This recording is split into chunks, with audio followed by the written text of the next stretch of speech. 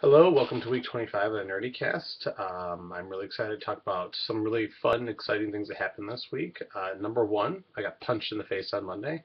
No, that's not a metaphor for having a rough Monday. I literally got punched in the face as I broke up a fight. I'm okay. I recovered wonderfully well.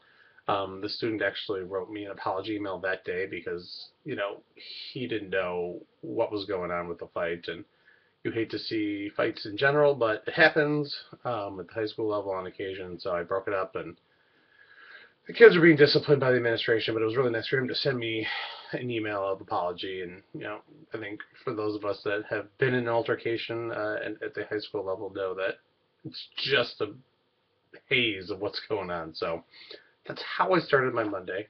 But another part of how I started my Monday that I really saw bear fruit at the end of the week was I let my students create the learning objective for our Emily Dickinson unit. And I've been thinking about it and thinking about it, and my principal challenged me to find more ways for student-led classes. So I devised a plan to let my students decide the learning objective for the unit. So I have a blog post coming up soon about it, but essentially, I used Post-it notes and Pulled Everywhere and had kids write down what they thought were the five most important events that influenced Emily Dickinson's life and her poetry before we read anything.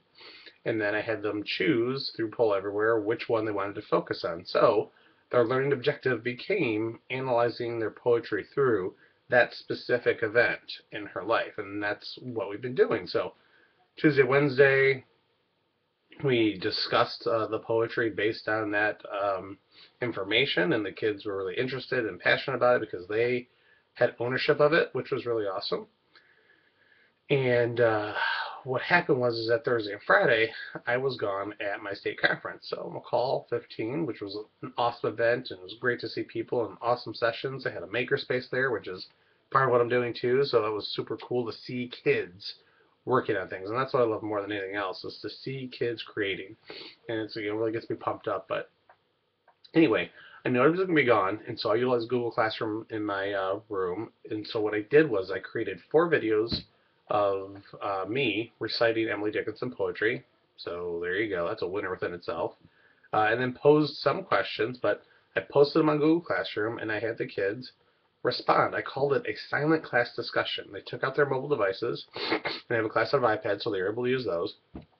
And they listened to the videos on their earphones and responded. And I wasn't sure how this was going to go, but I jumped in during my first hour when George was doing his keynote. Sorry, George. And started to interact with my students who were diving into this discussion in a way that I never expected. I had 4 posts.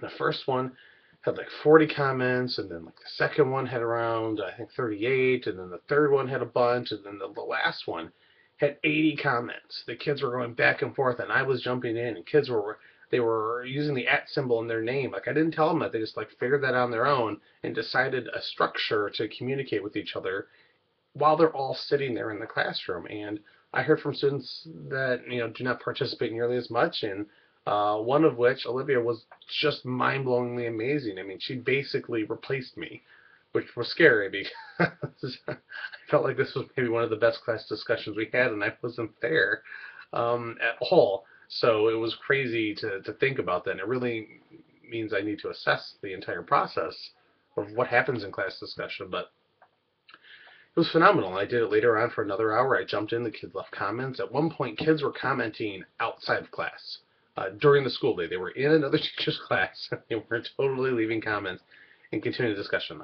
I don't approve, but that's still pretty awesome to see that the kids were that engaged and wanted to continue that conversation. So that's a win. That's a huge win for me as an educator. I had no idea how it would go, and it turned out to be one of the best class discussions I had all year, and I wasn't there. So for me, that's an evaluation of, okay, how do I structure my class?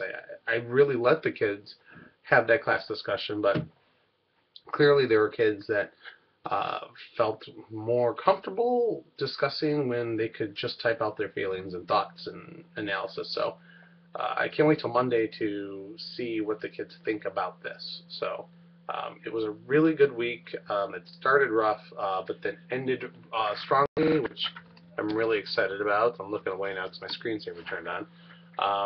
So yeah, so that's kind of what my week was like. I have another awesome week ahead of me. I'm going to talk to my kids. We're going to do some fun things, and we'll go from there. So thanks for stopping by for this reflection. And any comments, questions, leave them below, and I'll get right back to you guys. So until next week, take care.